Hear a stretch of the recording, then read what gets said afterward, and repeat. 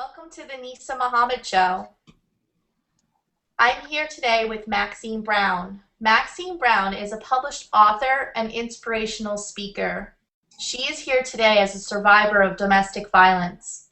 Maxine is here to contribute her story as a means to increase awareness of abuse tactics, recognize the red flags, and how to move forward in rebuilding your life. Maxine has been interviewed on numerous radio and television shows, and now she is here to share her story with us. Please welcome Maxine Brown. Good, thank you. Thank you for being here today. Thank you for having me.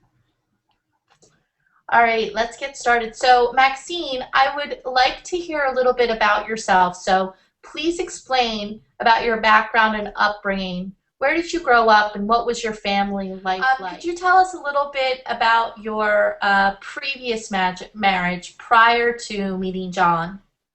So, and how did John come into your life? Yeah, and he was in Mexico, and you were in the United States. Yes. So, why don't you say a little bit about like what your relationship was like for the courtship? You know, so you got that 18-page letter, and what was your response? I'd like you to talk a little bit about the power and control wheel. So, what is the power and control wheel in the world of domestic violence? And then how does your story fit in with the power and control wheel? Come to control, because he went from, you know, somebody who had come into your life to, you know, controlling, you know, various different particles of your life that anybody would have control over their, you know, their finances, their telephone, their home. So like, how did he gain control of those aspects of your life? Strange to you that like he didn't want you to answer the phone? Or was it strange to you and you just you let it be just the way you let him be just the way that he was about it? First it was, you know, taking the keys to the mailbox, and then it was needing to get cash from the checking account. Right. And then it was, you know, needing something else, just ordinary things. But like once he got those things, then he had complete control over all those kids. Variables. Because when you guys first got married, can you say a little bit about what it was like for them? Because you went from being a single mom in your own home and doing mostly everything yourself to now sharing, you know, a life and a partnership with John.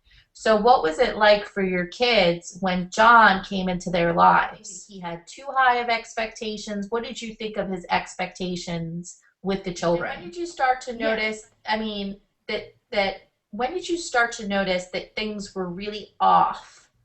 And why did you stay?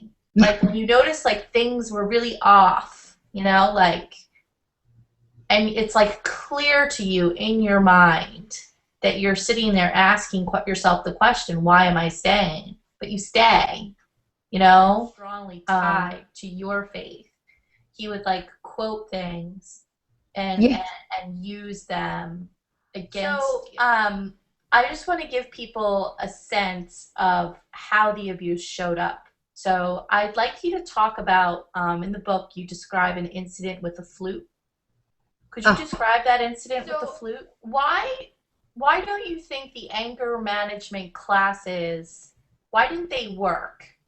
You know, why did the police procedures work? So I'm sure there were times. Was that better for your children to be out of the house and not be around it? I mean, what kind of impact did it have on your children, you know, like not to really know where their place was in the household? Strange. You know? Like, why would you lock yourself out of your children's, like lock yourself in your bedroom, you know, from your children? And at that point, did you still think that you were trying to make your marriage work? Or was it more like you were just trying to survive day to day? Other people saw little signs here and there. Like, what was, did they come to you? Did they have an opinion about it? Did they try to, so what was the community around you, the very limited community that you had? What sort of things were they saying to you about John or about your situation? Or did they like John? Was it all, did John put up a front? Red flags. Well, when you look back now, right? Like you can see more clearly what the red flags were. I So, had what I were the had so early many. signs, that have people say, I don't know, something's not right here? What do you want women who are in similar situations to know? Like, what do you wish you had known? What do you wish you had access to? Much of your story is about like he controlled every aspect of your life. So he controlled like whether or not you use the telephone. So like how would somebody who's experiencing this right now get access to using something like the telephone? What do you see is key in terms of impacting the awareness of domestic That I violence? didn't Yeah, or know. even a class on like how to have healthy relationships. Like what is a healthy Yeah, relationship? Even in a friendship, with yeah, somebody, what is a healthy relationship? I mean, even verbal abuse is abuse. absolutely. So, how did you get out of your situation? Like, how did you restore, not only get out of your situation in your marriage, divorcing John, but like, how did you get yourself back to a healthier version of you? Leaving that situation, I'm sure you were very damaged in a lot of ways. And like, how do you deal with your woundedness? That's wonderful. So it's wonderful that you have somebody in your life who's worth having.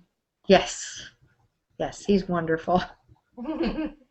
So, what would you, are there any resources that you would like to tell us about for, your website? Would you like to tell people about your website or anything specific that you want people to know? Well, I acknowledge you so much for being on the show and sharing your story with us. Thank you for having me, And it Nisa. was wonderful to have you. Thank you so much. Okay. Thank you. Bye, guys. See you next time. Bye. Bye.